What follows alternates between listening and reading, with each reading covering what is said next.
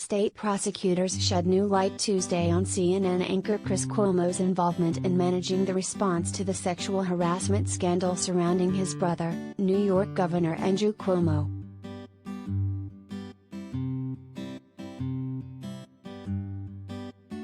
Chris Cuomo was in the governor's inner circle as they developed talking points and strategies in late February as accusations threatened the three-term governor, according to emails and text messages made public by investigators for New York Attorney General Letitia James.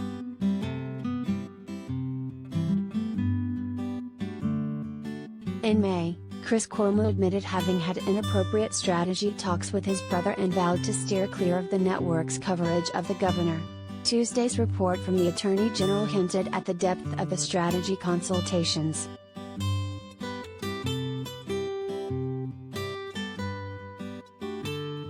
May, CNN's Chris Cuomo apologizes over advising his brother, Governor Andrew Cuomo.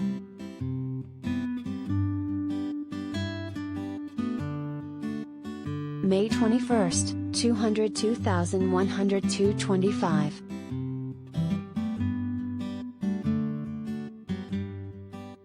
According to the report,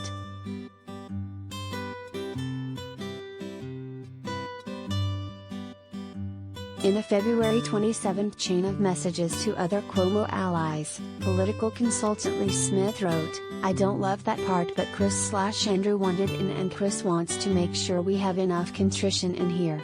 Smith did not definitively identify Chris as being Chris Cuomo, but the messages align with other suggestions he is reported to have made about messaging. Chris Cuomo was copied into a series of February 27 emails from Governor Cuomo's communications director, Peter Ajemian, and his chief of staff, Josh Flosto, to other top aides mapping how they should delicately handle allegations by Charlotte Bennett. They seem to agree that the best strategy would be to praise Bennett as a hardworking and valued member of our team while denying her allegations. It also appeared that Chris Cuomo played a role in writing the overall response Governor Cuomo issued on February 28 as the sexual harassment allegations reached an apex.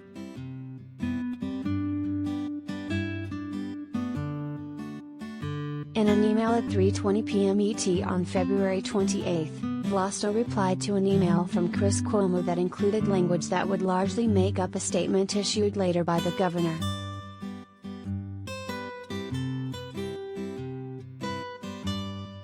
"Questions have been raised about some of my personal interactions with people in my office," the statement attributed to Chris Cuomo's email said. "I spend most of my life at work and colleagues are often also personal friends. I never intended to offend anyone or cause any harm."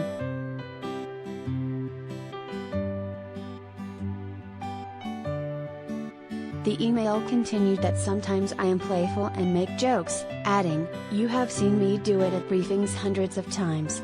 My only desire is to add some levity and banter to what is very serious business."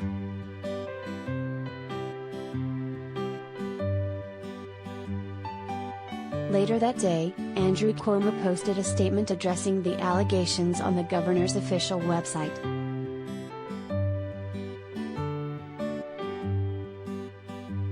The statement, timestamped 5:45 p.m. ET, mirrored, nearly word for word, the email attributed to Chris Cuomo.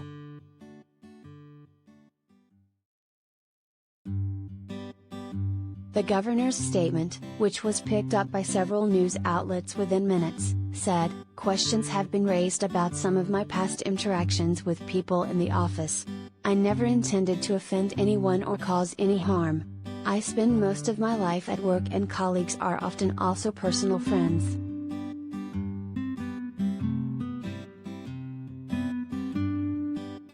"At work sometimes I think I am being playful and make jokes that I think are funny. I do, on occasion, tease people in what I think is a good-natured way. I do it in public and in private," the statement continued. "You have seen me do it at briefings hundreds of times. I have teased people about their personal lives, their relationships, about getting married or not getting married. I mean no offense and only attempt to add some levity and banter to what is a very serious business."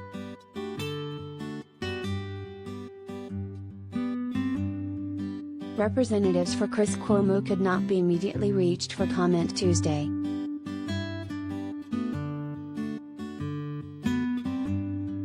A CNN spokeswoman declined to comment on James' report Tuesday and repeated earlier network statements saying Chris Cuomo did not affect coverage of his brother.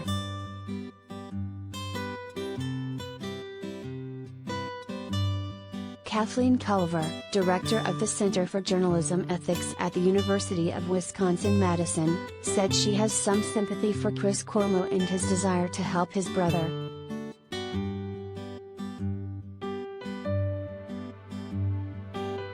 As hard as it is to see your brother mired in controversy, your obligation as a journalist is to the public you serve, she said. If it's true that Chris Cuomo drafted the statement later put out by the governor's office or he encouraged an approach that emphasized contrition, his involvement was deeper than what he disclosed to viewers in May. That moves far beyond being looped into phone calls with staff members.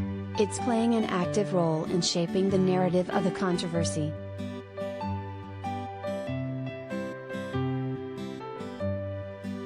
And even if Chris Cuomo did not pressure anyone at his network to change coverage of his brother, the appearance of a conflict of interest can be damaging, Culver said.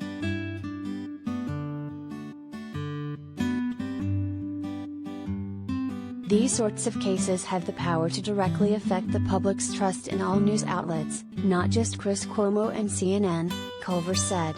Once that bond is damaged or broken, it's hard to rebuild.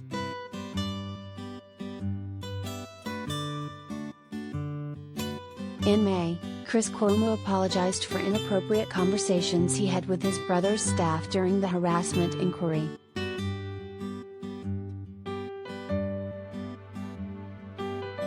The Washington Post had reported at the time that Chris Cuomo participated in strategy phone calls with senior staff members for his brother and encouraged his brother to take a defiant position against growing calls for his resignation. Two people present on a call told the newspaper that Chris Cuomo brought up cancel culture as he encouraged his brother to stand his ground.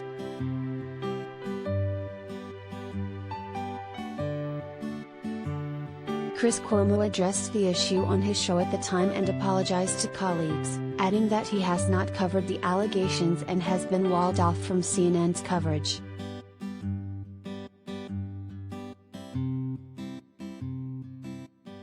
When my brother's situation became turbulent, being looped into calls with other friends of his and advisors that did include some of his staff, I understand why that was a problem for CNN, he said.